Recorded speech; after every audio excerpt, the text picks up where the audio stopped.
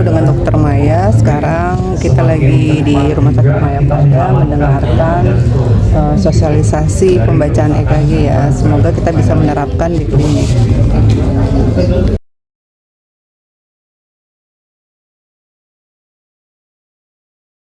Guideline terbaru. Nah, kan kita tahu ya, manajemen hipertensi itu hampir tiap tahun ada guideline terbaru. Seperti yang sudah dijelaskan oleh Dr. Pujo, ada guideline dari Eropa, ISC, ada juga guideline dari International Hypertension Society, ada juga dari ginjal sendiri juga punya, dari KDIGO, ada juga dari AHA, American Heart Association. Jadi kita jadi bingung ikut yang mana, tapi ilmu itu berkembang terus. Jadi ya memang tugas kita sebagai dokter itu adalah selalu update ilmu kita ya. Pengukuran kedua dan ketiga. Kalau di rumah dianjurkan pengukuran tensinya 2 kali dan kita mengambil rata-rata dari pengukuran pertama dan kedua.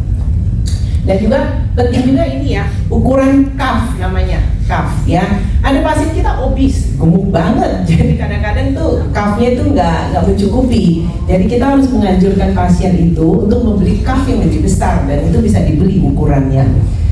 Lebih dari 1 kali, seperti itu ya. Dan paling bagus biasanya saya anjurkan, ini ada keculikan hipertensi, saya anjurkan pasien punya alatnya dan kita ajarkan untuk dia monitoring di rumah. Dan saya kira sekarang alat hipertensi kan bukan barang mewah lagi ya, cukup terjangkau ya.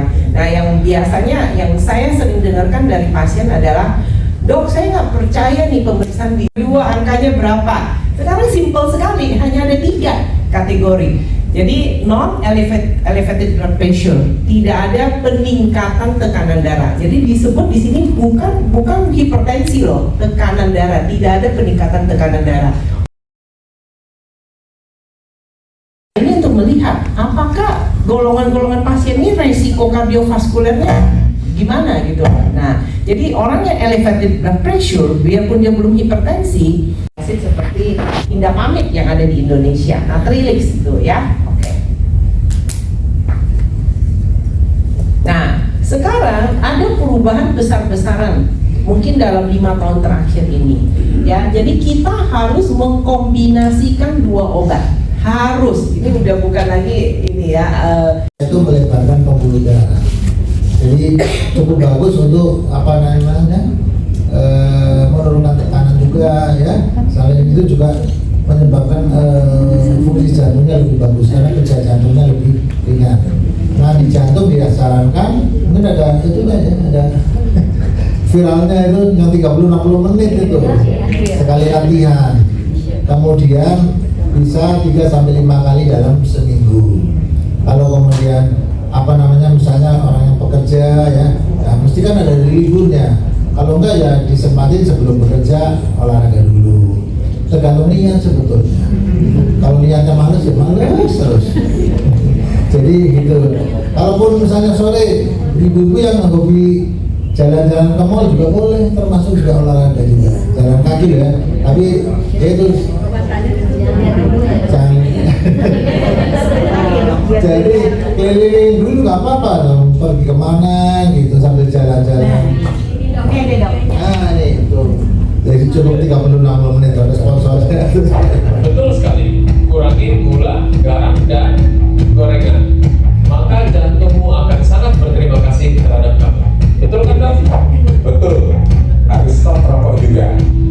Itu movement terbaik untuk membantu jantung kamu. Meskipun kamu merasa sehat, kamu harus screening jantung secara rutin biar aman. Itu dalam rangka lari jantung sedunia itu mana ada larinya, ada jalannya, fun walk-nya ya. Itu di BSD kemarin. Jadi cukup jalan kaki karena kan kita malas. Kalau kita pergi keluar tuh banyak jalan kaki ya, kan? Jadi orang kita sedikit mobilnya taruh pas di depan klinik. Mobilnya pas di depan mall. Kalau di luar enggak, kita jalan kaki dulu setengah jam selama kosan baru kita bekerja. Jadi itu. Nah, jadi kita tuh kadang malas. Mungkin karena udara juga. Jujur aja saya juga kalau di luar negeri tuh bisa jalannya lumayan tuh sampai 10.000 langkah sekali latihan sekali jalan. Jadi kalau di hari nggak kelihatan. Iya, tahu-tahu mukanya hitam aja karena panas tapi udara dingin. Jadi kita kadang climate ya, cuaca kadang tidak mendukung untuk exercise. Makanya kalau ke mall kan dingin tuh, kelilingin mall aja keliling-keliling, nggak apa-apa ya sambil olahraga. Oke, terus? Dok, kalau misalkan kurang tidur terus olahraga ada efek buruk nggak dok? Ya sebaiknya cukup tidur lah, ya, disempatkan, ya disempatkan tidur. Ini dokternya kapan? Ya, guideline kan selalu harus bagus begini-gini. Tapi ya, saya lihat ada selisih yang jauh bermakna apa tidak. Kalau biasanya jauh bermakna dan ada kecurigaan tidak akurat, nah baru saya suruh pasien itu supaya di kontak distributornya untuk dilakukan kalibrasi. Itu cukup simpel lah. Kita jadi membandingkan hasil pengukuran dengan alat dia dengan rumah sakit, ya. Berarti mungkin menjawab pertanyaan. Dan obat-obat itu yang dari lini pertama itu harus ada di klinik, itu wajib. Amlodipin kan CCB kan pasti ada, ya itu kan kita rekomendasikan. Terus golongan S atau ARB juga harusnya ada. Mungkin tadi dari sejawat yang lain kan kita dengar nggak semua ada, tapi setahu saya biasa Ramipril itu ada dok ya, di lini pertama itu ada. Kalau tidak ada, yang paling sederhana itu Captopril, ya. Cuman bedanya tuh Captopril itu kadang-kadang lebih short acting. Jadi kita jarang memberikan Captopril itu 1x25 kayak gitu. Kita harus memberikan 2x25 seperti karena dia lebih short acting. Nah, Ramipril itu bedanya itu adalah ACE inhibitor yang lebih long acting, bisa sehari sekali. Bisa Ramipril 5 mg seperti itu.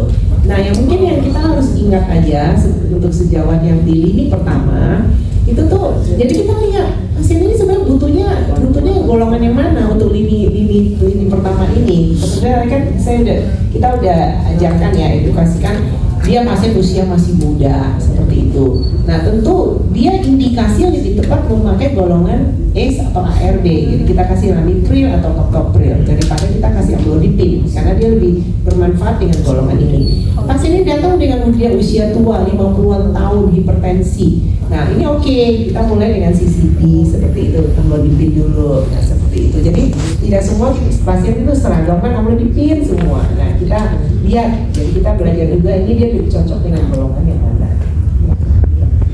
Damayani. Oke dok.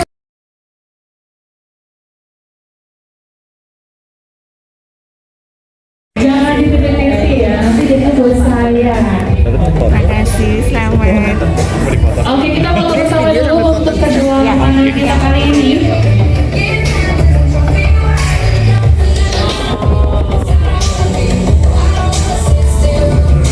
Oke, selamat kepada Dr. Sri dan juga Dr. Lutfi ya.